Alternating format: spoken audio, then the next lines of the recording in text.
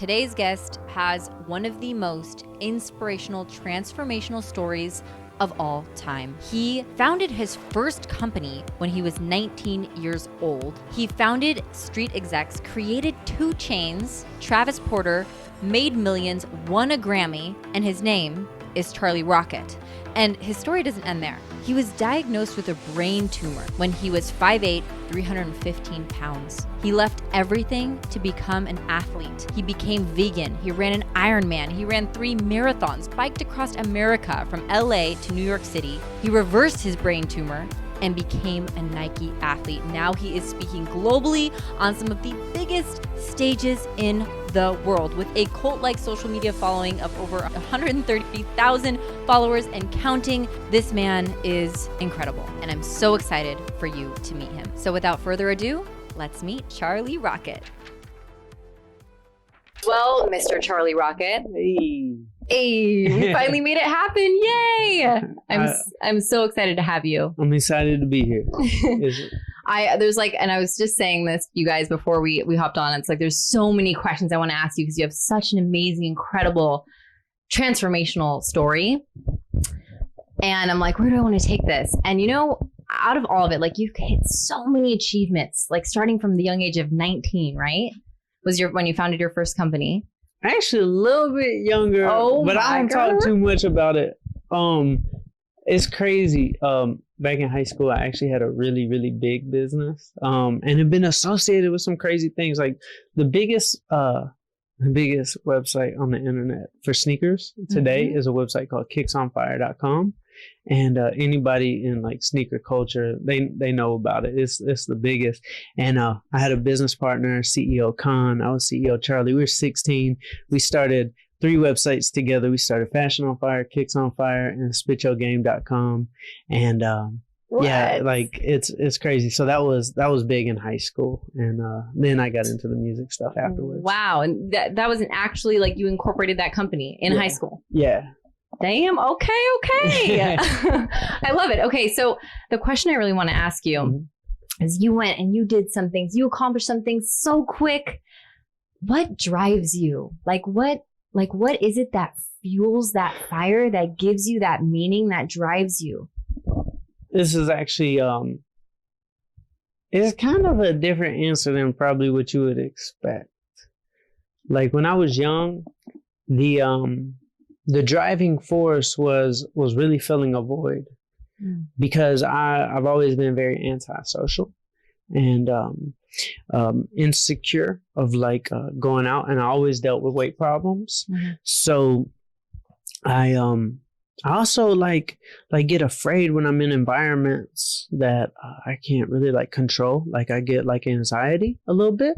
So I built businesses to fill that void because I want to be around people, but I want to be around people that gravitate towards the things I build. So I became a good builder, and I became a good movement creator because I don't want to be alone, but I also don't want to like go into other people's worlds. I want people to come into the worlds I create. So I got good at building businesses, and that was my way of being social. That was my way of interacting with people and having a legacy because, you know, like sometimes the things that are wrong with us are our gifts, you know, and me being antisocial and anxiety with the going out, I got good at building businesses to make up for it. It gave you a sense of belonging. Yeah. Wow. I can actually really relate to that as well. I had social anxiety growing up. Wow. Yeah. And I ate lunch in the girls' bathroom stall. Stop. Yeah. It was rough years growing up. I always felt like an outsider. And yeah, it is true. Like even like what I do now, my business, it gives me a sense of belonging. It's something that I can connect with people like yourself, you know, and create, and build. Wow. So, wow, that's really cool. So we have that in common. That's cool. That is really cool. So, and when you started rising to the top, you won, you know, Grammys, you were making millions, and it got lonely at the top, right? There was like some dark moments. And that's one thing I love about you, by the way, You're willing to be vulnerable and you're willing to go to those places. Yeah. And I'm really, that's another reason why I'm so excited about this episode is like, I love collaborating with and having conversations with people who are willing to go and be vulnerable and share those dark sides too, and not just like the positives and the uppity ups, but the dark times. So would you share that with our audience? Absolutely. It really all started like to understand the darkest part of my life, which when I was 300 pounds and diagnosed with a brain tumor, we really got to rewind the story all the way back to how did I even get there? It was at 8 years old when I buried my dream. When I was a kid, my dream was to be an athlete. Like that was all I wanted. It's like I didn't choose my dream. It's like already in me. It's like kind of like the calculator app on the iPhone. Like you didn't download it. It was just already there. And I believe that's for all of us and our dreams. Like we see these glimpses into the future of what's a real possibility for us. But as I was getting older, as a kid, and, the whole world tells you, what is your dream? You could be whatever you want to be. But then when you get older, the logic and reason start setting in and you start looking for, well, what can I be good at? What's reasonable? What's realistic? And I was always overweight and I was always chubby. And now the kids are getting more athletic. And I'm looking around like, what am I going to be good at? Because basketball isn't it. That's what I love, but I can't do that. So I said, I'm going to be a businessman. That's going to be my identity. And I always believe in giving myself superhero names. I love that. It's like, I love it. Like if I want to use the law of attraction to become something, I need to be it first. So it's like, okay, I want to be a big time businessman. I'm going to give myself a name. I'm going to own the identity. I'm going to dress up as them. And I'm going to school in a suit and a briefcase. And you guys, he really did this. He went to school with a suit and a briefcase. Yeah. Instead of a backpack, he had a briefcase. My name was CEO Charlie. That was who I was. And I told everybody what my dream was every day. And in Hebrew, the root origin of the word abracadabra means, as I speak, I create. So I make sure I tell everybody my dreams. And when I study quantum physics and the law of attraction and how quantum physics and science is explaining it, like, wow, it really does come true in these mystical ways, but it's also backed by science. So I'm calling myself CEO Charlie. I become a good businessman and things are taking off. But everything about business was leading to a food addiction, to where the stress of business, I would kind of cope with food, or the deal making part of business would be celebrating, breaking bread, celebrating. Yeah. All of it revolved around food, and I was trapped. I was trapped by it, and getting in the music industry and achieving all the success. I mean, it was stressful. It was celebratory. It was all of the above. And I was 300 pounds. I got real sick. And I remember it was the night of the Grammys. It was the night we won a Grammy. And they tell you at the Grammys if you're going to win before. And I didn't even go that night. I had looked at my life and I realized that none of this meant anything to me. When you're looking at death, you don't think about the things you've done. You think about the things you wish you had done and the things you wish you became. And in life, I was so plastered up with all these calluses because when we're young, we're truth. When we're kids and that inner child, all it knows is it's truth. But as we get older, we start plastering and plastering. Yep. And here I was at 28 years old and I got broken. But it was a beautiful thing because it broke through all that plaster and I got to look at my true golden self again. And I saw that, Charlie, it's time to go back to your original dream. But our hearts, that was my heart singing. And our hearts have intelligence. Like if I were to say to you, follow your Heart. You wouldn't say brain. Like both are organs. You wouldn't say thigh muscle or like quad. You wouldn't say your bicep. elbow, man. Like it doesn't. But heart. Yeah. We know to say it because it has intelligence. And my heart and my brain have always been at this war, to where my heart would want to drive the car, and then the brain will kick in and use like mathematics and say, well, logic and reason says 1 + 1 = 2, and the heart, what you're saying is 1 + 1 = 1,000. That's not working, so let's not do that. And the heart just wants to do this so bad, but the brain keeps taking over. Like that happens to us when we have dreams. We think about a dream, and then we like look up, and we have all this like sparkly fairy dust, and it's like, wow, that would be so awesome. And then it kicks in. Like, come on now, Ashley. Like, is that really realistic? Exactly. But didn't your mom say that? Didn't that person say that it's really hard? Yeah. That it's impossible to do? Yeah. And you have all the shoulds. Yeah. You shouldn't do that. You should do this. Yeah. Yeah. It's so true. That dropping from head to heart is everything, especially if you're venturing off into the unknown, because you've got to be able to trust yourself and trust your gut and trust your heart. Yeah. Yeah. And there I was, broken. And my brain had realized that it had gotten us to this point where we're almost at a finish line. And it said, you know what? I thought I knew. Maybe I'll let you drive. And the heart looks up and says, really? Like, you're going to let me actually drive? And the brain's just so tired of losing the battle. He said, yeah, I'll sit in the passenger seat. You give it a shot. And the heart moved over and started driving, and I left my business. I retired from the music industry. Everybody thought I was crazy. They said, what are you going to do? I said, I'm going to be an athlete. I'm going to be a Nike athlete. And to everybody, their brains are thinking, what does that mean? How are you going to do that? You don't play for the Lakers. You're not in the Olympics. What do you mean you're going to be a Nike athlete? But I saw this in my heart, so I know it's real. Some people need to say, like, if I see it, I'll believe it, right? And then other people say, if I believe it, then I'll see it. Yes. Well, what I say is, I mean, in my heart and in my dream and in my vision, I saw it. So I do believe it. It's already done.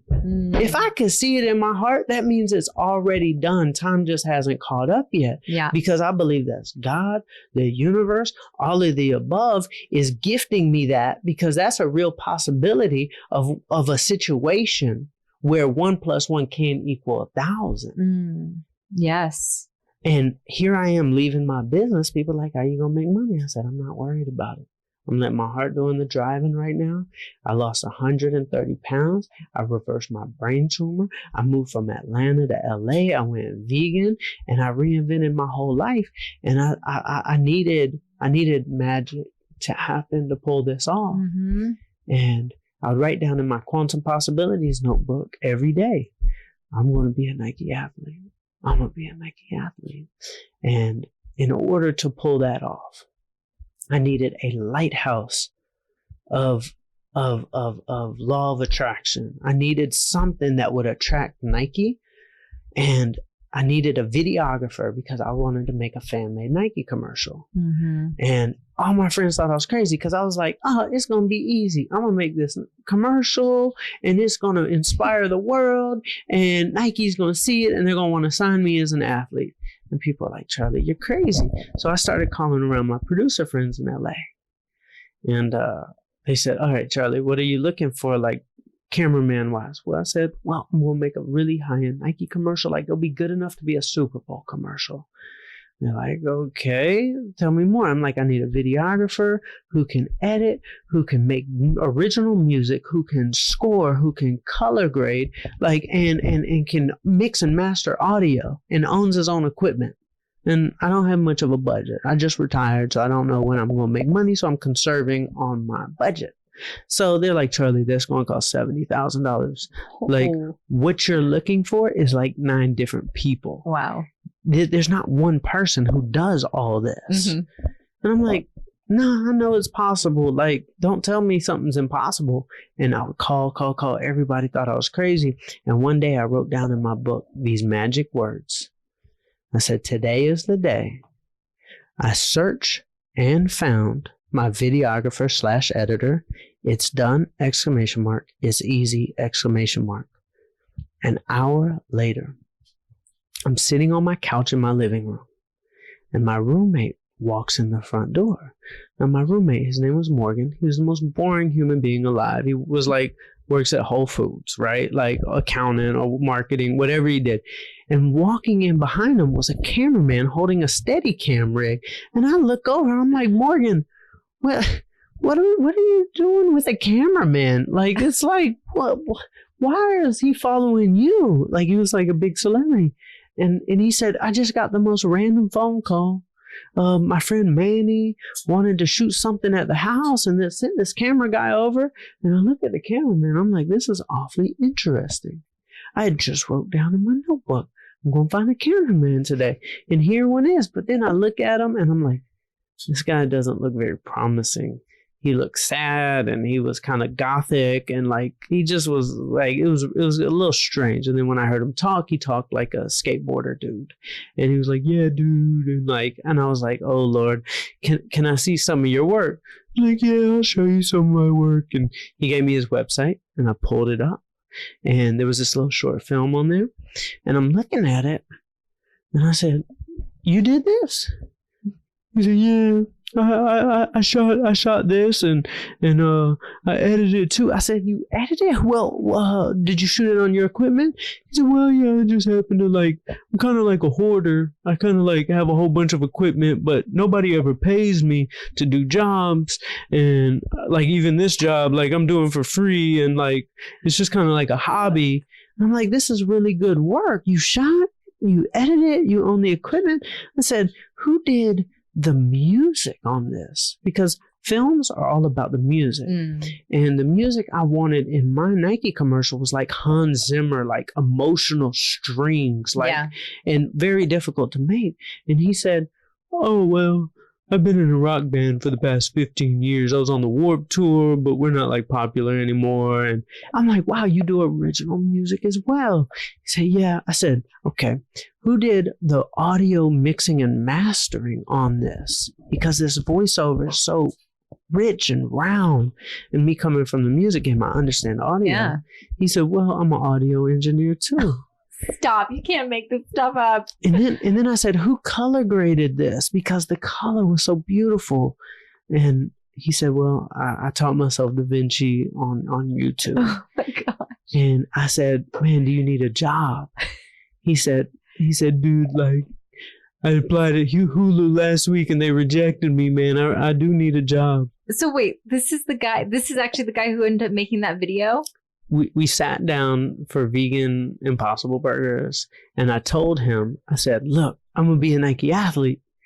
He said, how are you going to do that? I said, we're going to make a commercial. We're going to make a fan-made Nike commercial. I'm going to tell people my story, and I'm going to be the first like common man Nike athlete, and they're going to see it, and they're going to sign me, and then I'm going to be in commercials with LeBron and Serena. He said, you sound crazy. I said, I know, but it's going to work. We spent $350 making a commercial. We put it out. We got 1 million views. 3 days later, Nike calls me, flies me to Beaverton, Oregon, signs me as a Nike athlete, and they told me that I inspired them to change the direction of their company. And what came out of it, what came from the inspiration of this dreamer athlete, was the maybe biggest sports commercial, or maybe the most influential, culturally pivoting commercial of all time in American history, is the Colin Kaepernick ad, which was called Dream Crazy, which was named after me and also starred me in it. And what was even more magical was LeBron and Serena was in it. And this is what was my final proof, and relieved me of any doubts that the law of attraction was real, because I would write down, I'm going to be in a commercial with LeBron and Serena, and we won an Emmy for the commercial, and it was on the Super Bowl as well. So it all came true. Oh my gosh. Okay. What the heck? What? You just cannot make that stuff up. I literally have full body chills right now. This is Amazing. You know, I have to say, as you're telling me all this, I'm really like wanting to get in, like, I'm like, what is happening inside of you to like, and you know what, you guys, it's like Charlie has this conviction, like not just like mind conviction, but it's like full body, like you have a conviction about you, you know, it's like that guy, like, you sound crazy. Like you sound crazy. I mean, how many times have you, I mean, those of you listening / watching, like people, you've said an outrageous idea and people kind of give you that look, right? That look of like, good luck, you know?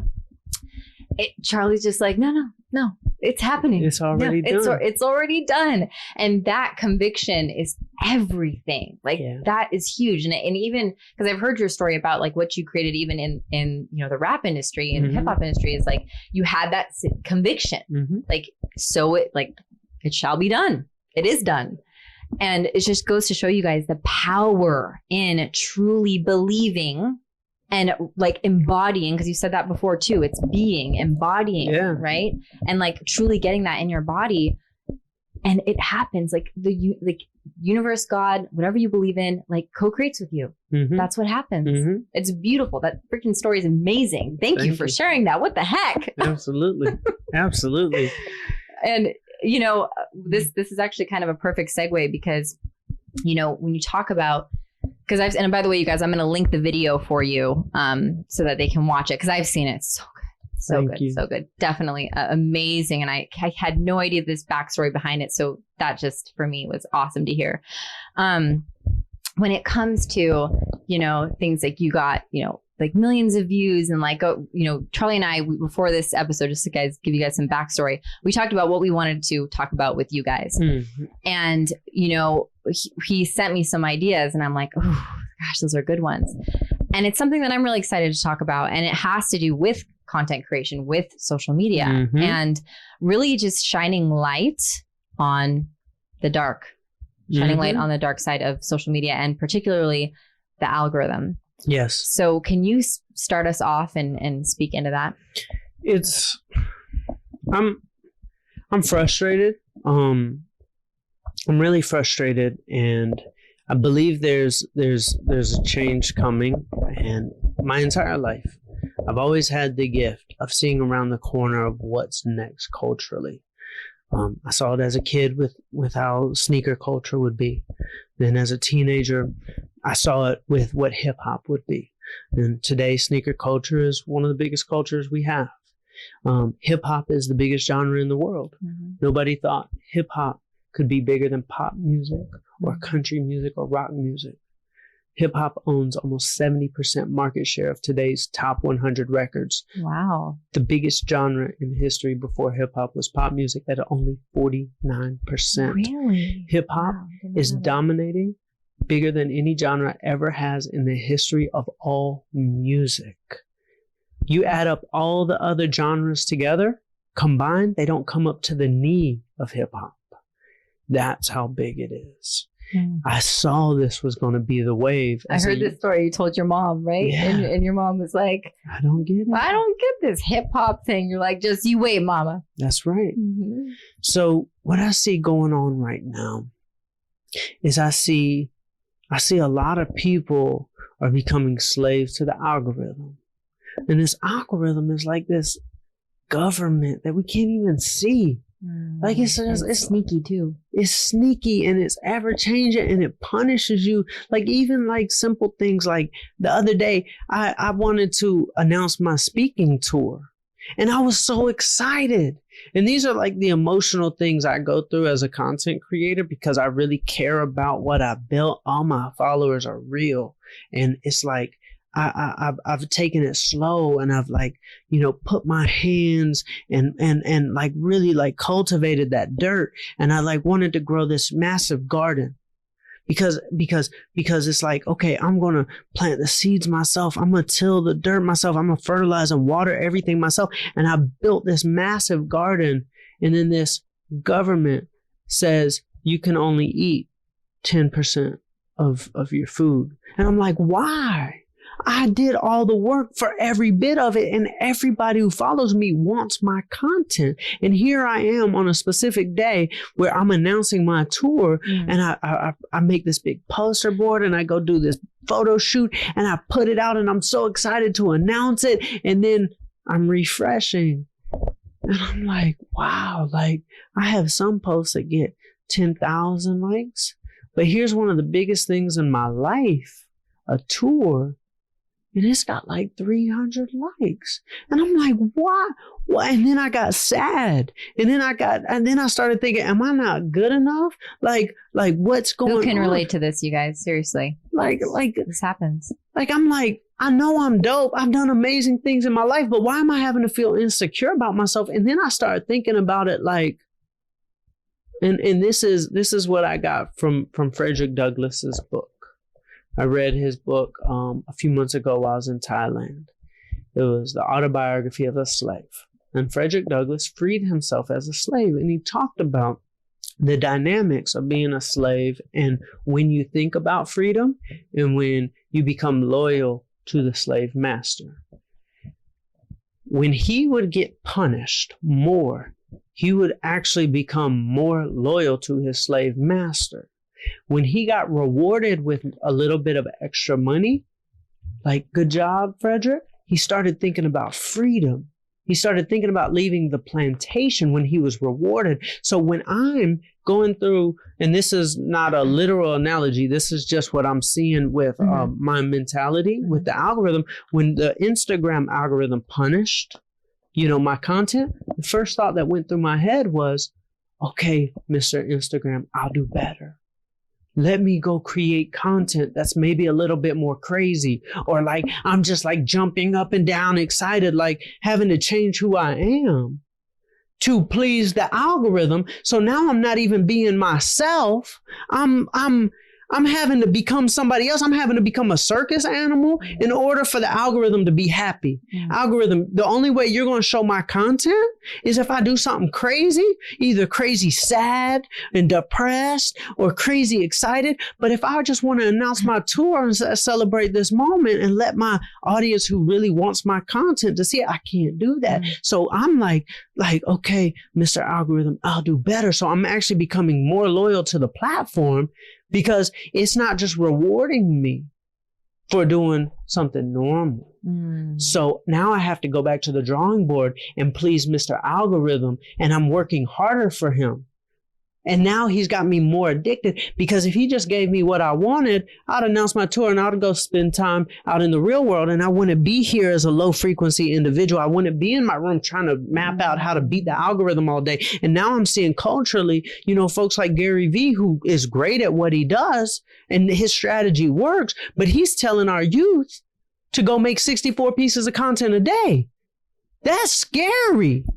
I'm terrified, because it's like when I hear go make 64 pieces of content a day, I'm hearing go build a jail cell for yourself that deals with the internet and not the real world significance. I would be disappointed in Martin Luther King if he was making TikTok content.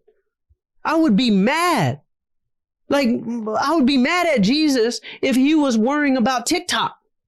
Like, there's real stuff in this world that we can go have real significance, but we can't be making 64 pieces of like, okay, let me make these quote pictures and put out like all day long. Like, no, what happened to real world significance? What about creating content when we're inspired and when we're doing something significant, and not just making it to beat the algorithm, not just making it to yell more? That's the key. Like what you just said is the key. And I'm so happy we're talking about this and shining light on this, because I think I firmly believe every single listener right now can benefit from this. It comes down to the why, like your intention, because it's so true. Then we start to go and we're wanting the attention, and we're wanting it for the wrong reasons. We're not wanting it because it actually serves our purpose and it serves our gifts and what we actually want to bring to the world. We're doing it because, and actually this is a fun fact that I just learned when I was in Costa Rica, is that the dopamine hit that you get from social media and the likes is actually like almost identical to that of gambling, slot machines, and cocaine. Isn't that crazy? Wow. Just as that addictive loop, the addictive feedback loop, it's nearly identical. And it's so important, especially now when social media is like as big as it is. I mean, it's huge. It's like everyone, you're on it 24/7, hours of the day. Like you're always on it. So it's like, it's important for us to really be conscious about how we're using it and why we're using it, and pulling back to the intention. By the way, I don't know if you know this, but I just interviewed Gary he was the last episode that aired. So his episode actually aired today, and yours is going to be next. So how perfect. It's perfect. How perfect is that? So you get to see like both ends of the spectrum. Exactly. And I touched on this. I asked Gary that question. I said, what do you do about this like addictive feedback loop? And, he said it's something to bring light on. It's like, he was saying, when we get complimented, when somebody compliments our looks, that can also be addictive, people, because then we start, using it for external validation, and that feeds us. And then we get addicted to that, and we need it in order to feel happy. Right. So I think comes down to like when you guys are not getting the likes, like what you said was key when you were like, oh, I'm refreshing. I mean, how many of us have done that, right? Like we're refreshing to see the likes coming in, to see the views coming in, the comments, and we're letting that determine our worth, our value, like our significance. I mean, that's not okay. It's not. It's not okay. It's not healthy. I'm going to tell you what's next. What I was talking about when I said, I've always had the gift of seeing around the corner. I know what's next. And everybody who's watching this right now, they're going to think I'm crazy. But in 5 years, they're going to be like, Charlie said that. And I've already started implementing it because I've discovered what's next. And people are confused by what I'm doing. Like, I deleted all my podcasts off my public platform. And everybody's like, why? I said, you'll see. I said, the next wave in our culture is going to be invisible influencers and invisible influence. I will explain. There's a few things in this world that can kill you that we must detox from. The word detox, that's what we're going to hone in right now on. People detox from drugs. People detox from food because food would kill you. That's true. Like 500,000 cardiovascular deaths a year in this country. The biggest killer. People detox from that. People detox from alcohol. And people detox from Instagram. That's true. It is a very popular term. There was no Twitter detox. You don't hear people saying Facebook detox. You hear Instagram detox. You know why? Because of that dopamine, that stimulation. It's called Instagram. Instant. Gram. It's a drug. Gram. I just got that. Gram. We're detoxing from it. And every single person knows, just like everybody knows alcohol is probably the worst thing, or they know that cigarettes are bad for you. People know Instagram's bad for you. We can check our phone time right now. Everybody's sick. Now, this is the thing. When you start playing with artificial intelligence is designed to do two things. One, give us what we want. Two, make the company that's making the artificial intelligence the most amount of money possible. So they know to feed us candy.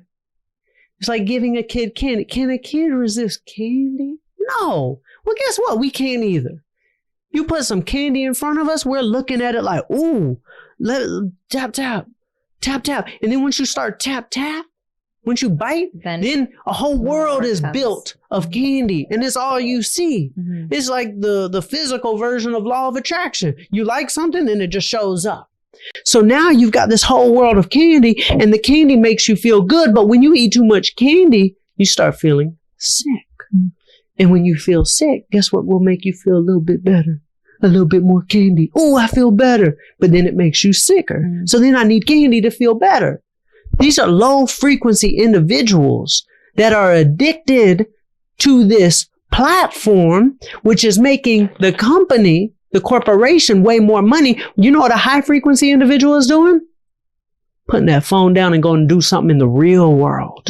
This is the battle I'm talking about. I'm talking about artificial intelligence versus quantum citizens, the ones that are unlocked, the ones that have high energy, not giving all their energy into this two-dimensional platform when we don't even know how many dimensions are out here when we put that down. How many dimensions can we tap into?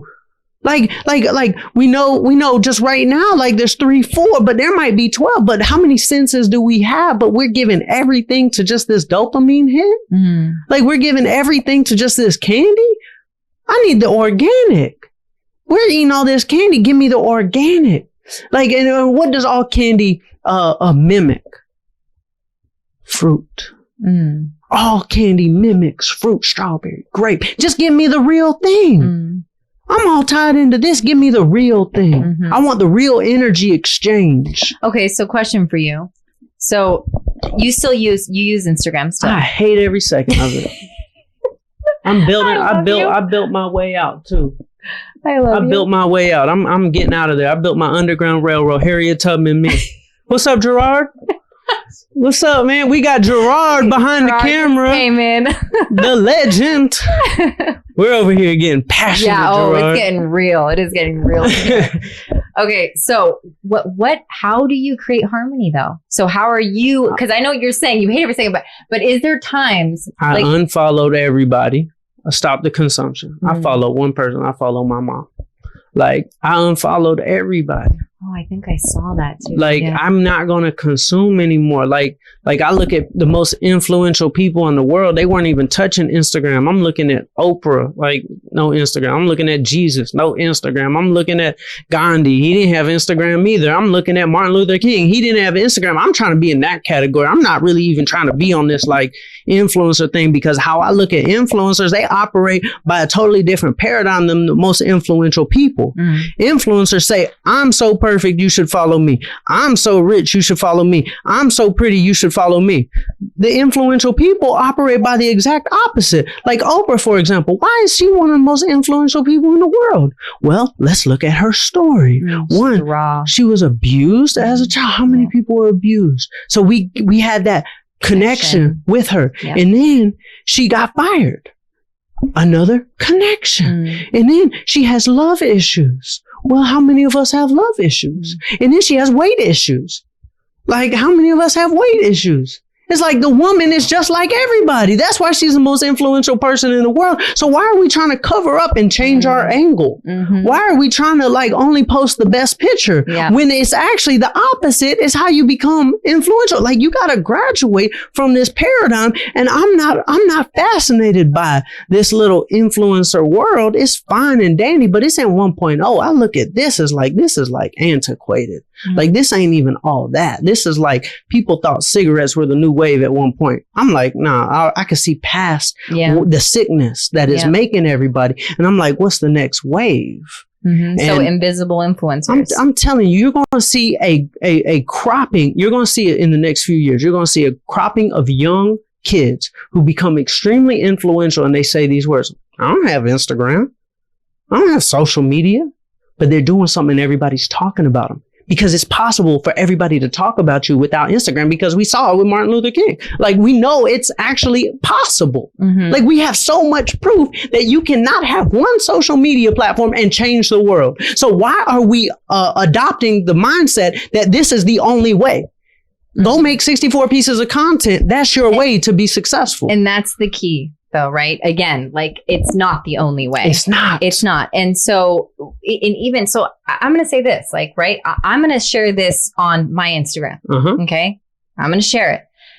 And your message is going to touch my audience. Absolutely. It's going to get them thinking. It's going to get them getting clear. Okay, why am I posting? Am I feeding into this addictive loop? It's going to get them more conscious. Yep. And I'm using social media to do that. That's all right. So I think this is like the key, right? It's like, that's why I asked you about like the harmony with it and creating, not having it be just that one thing that I'm obsessed with, like creating harmony in your life where you're experiencing the real shit too. That's right. You're showing up and you're being present and you're not glued to your phone the whole time when you're with your family and you're, there at Thanksgiving dinner and there you are on your phone, double tapping every photo, so I think it's about creating harmony. And I'm so happy that we're talking about this, because this is also something I was talking about when I was in Costa Rica.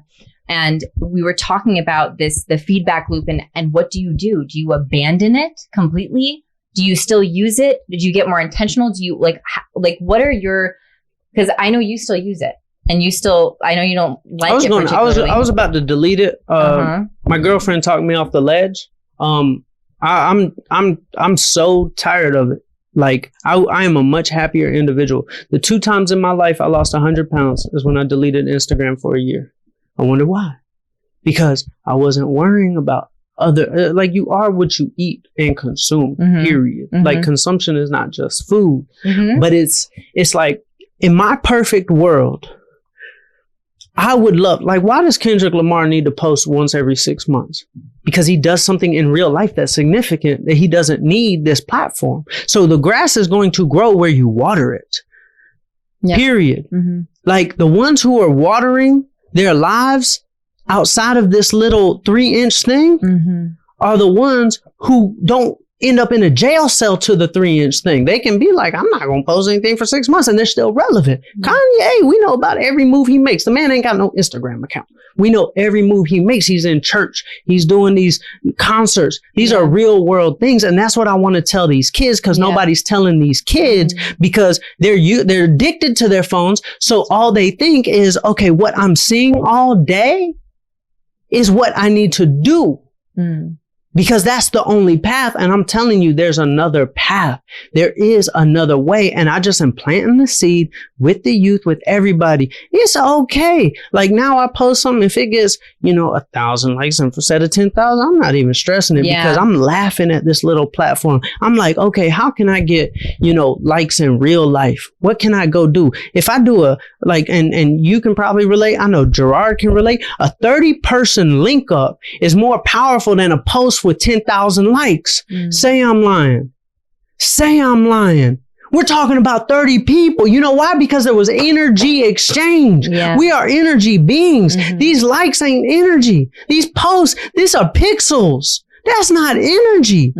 These are pixels. Nothing replaces that. Nothing. I promise you, kids listening, the reason why I'm so passionate about this is because the next wave is forming, and the next wave that forms is actually going to surpass this wave, because the next wave is going to be like, that's not cool. Just like cigarettes aren't cool. I know so many young people who are 16 and 17. Truth. I'm like, what's your Instagram? They're like, I don't really use it like that. I'm telling you, I'm 31, Gerard 31. How old are you? I might turning 30. Turning 30. It's like we're old culturally. Period. People are looking up to us, but we don't know what's going on. Seriously. Because we're already past. We got to talk to this youth, and the youth is like, I really aren't feeling it like that. It's like, all right, cool. There's what, 5 years from now, this footage is going to exist, and y'all going to see my passion, and you'll see that there's another wave coming. I love it. And I love that you just, we have it. It's documented, predicting trends. It's so, I also love just the synchronicity of this. Like the fact that I had Gary on, he was predicting trends. Now you're on here predicting trends. Let me say this. Gary's method works. Facts. You want to become popping on the internet? Go build that jail cell for yourself, and then let you take a month off. Watch what happens. You built a jail cell for yourself that I feel so sorry for vloggers. Like literally, if they ever want to stop, it's over. Now imagine building a career for yourself where you can't have hardly a day off. What type of career is that? And that's what we want. Vloggers have to make stuff like every other day. And that's something to check in with yourself, you guys. Even so, I've had this new mantra that I've been saying this year, and it's let joy be my guide. So let joy be my guide, let joy be my guide. And so what's been really cool is, it's funny that we're even talking about this, because I was just in Aspen, and there was times where I'm like, all right, well, I'm having so much fun. I don't really want to post right now. Same when I was in Costa Rica, when I'm traveling, right? It's like, I just really want to take in this moment. I just want to take it in. I just want to be with it and feel it fully. That's right. And it felt really freeing. It felt freeing to do that. Whereas before I would feel like this incessant need to post it and tag it and, geotag it and do all the things. You know what I mean? So I think, and not to mention after you post it, yeah, like you might lose the whole scenery because you're like, it didn't do good. So now all of a sudden you think this whole scene that was literally mind blowing isn't good enough. And you're like, Mr. Algorithm, I'll do better. Okay, let me try another picture for you, Mr. Algorithm. Yep, totally. So, I mean, guys, such powerful points that Charlie is making. And I really, really hope that, like, if you get anything out of this from my side, and I would love for you after I'm done too, I want you to leave like with last words with our viewers and our listeners right now. Like, get super conscious of your why, of your intention. Why are you posting? How are you feeling? Like, truly tap into, like, let joy be your guide. If you're freaking miserable and you feel like, you know, you're not enjoying and having fun while you're posting, then what actually is the point? Like, the point of life is to enjoy life. So just being real with yourself and getting, like, allowing yourself to just put that phone away and do you. This is crazy. Hold on. I hate to interrupt. This is crazy. We're sitting here having to talk about the health concerns of posting. Like, this is like a public warning. Like, you and I are sitting here having to do a public warning to our youth about the mindset psychology of posting. Like, how sick is this? Like, folks are sick. Can we go back out into the real world and build stuff, please, and just let the internet report it? Like, come on, we're sitting here literally for 20 minutes talking about how sick everybody is. I'm telling you, like, this is my final words. Build something in the real world and let Instagram just report it.